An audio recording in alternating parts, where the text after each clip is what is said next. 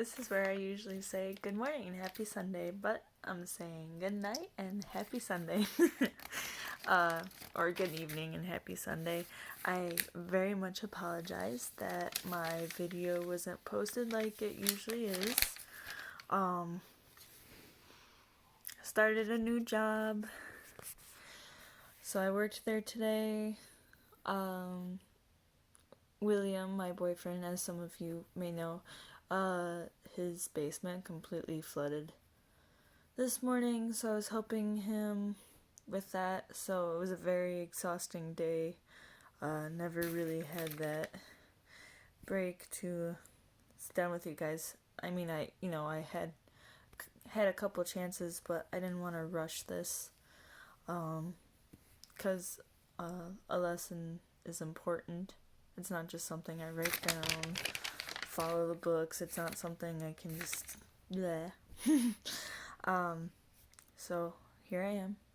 It may be the end of the day, but I'm sitting down now in my pajamas, my friend's pajamas, and talking to you now. So we are focusing on Genesis 11, 1 through 9 today, but I'm actually going to be reading that to you.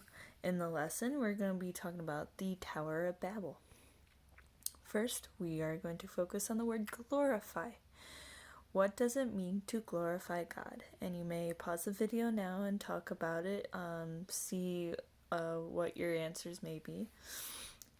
Alright, and then my meaning of glorifying God is to worship Him and praise Him for all that He has done.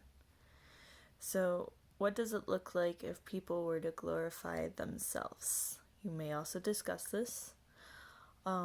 When people glorify themselves, they're putting themselves first. They brag about themselves, make themselves seem high and mighty, like everything that good that happens is because of them. And this is wrong. Only God is worthy of worship and praise. So the story today takes place in, I think it's pronounced Shinar? I'm not sure.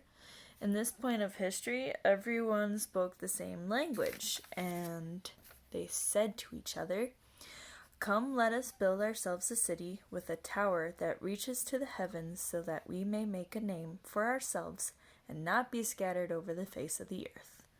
So at this point, in your mind, does it sound like they're glorifying God, or are they glorifying themselves? Let me continue on.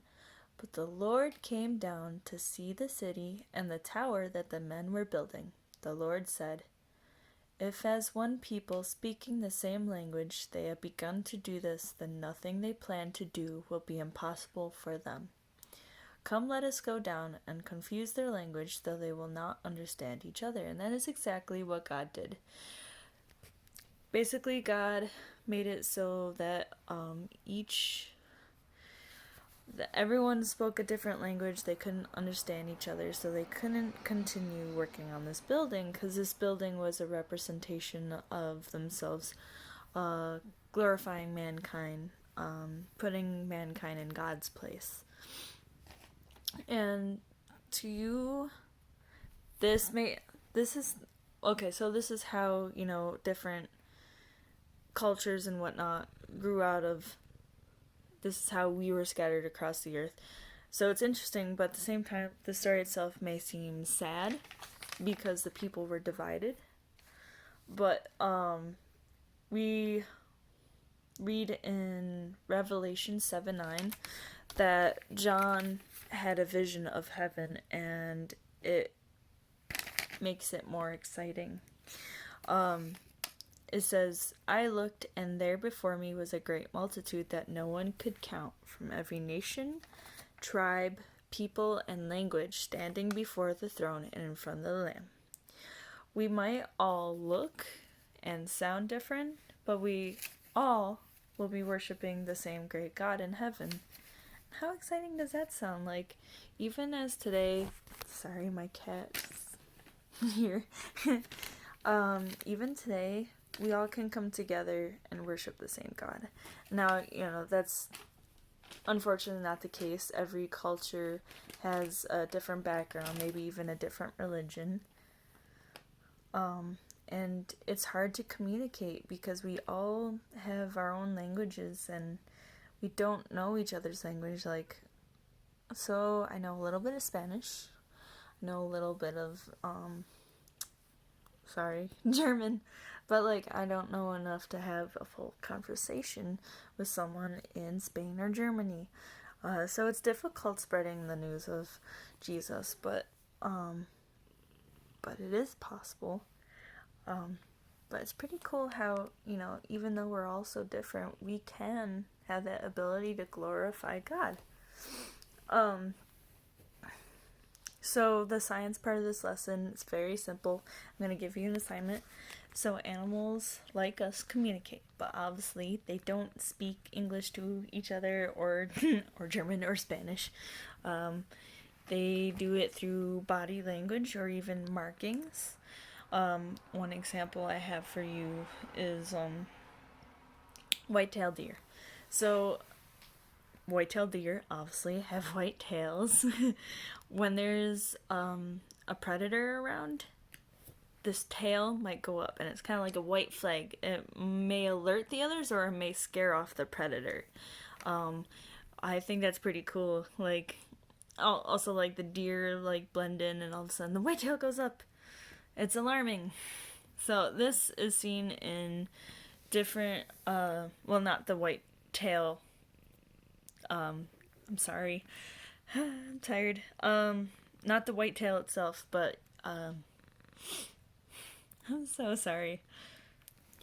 Different animals have different ways of communicating. Like, even when we talked about the birds, I talked about their alarms, their songs, their calls.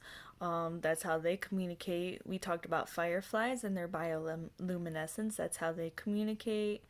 Even when I talked about the bear and the wolf, bears, wolves communicate aggression through growling, or they communicate friendliness through playing. My assignment to you is to be very observant during this week and try to find an animal that's communicating. And you may think, I don't know every animal communication, just like I don't know every language in the world. But you can acknowledge, something going on. It can be as simple as seeing two squirrels and seeing what they do in front of each other. Just like I said, different behaviors can be their own communication. I'm very sorry that I waited to the end of the day and that it is a very short video.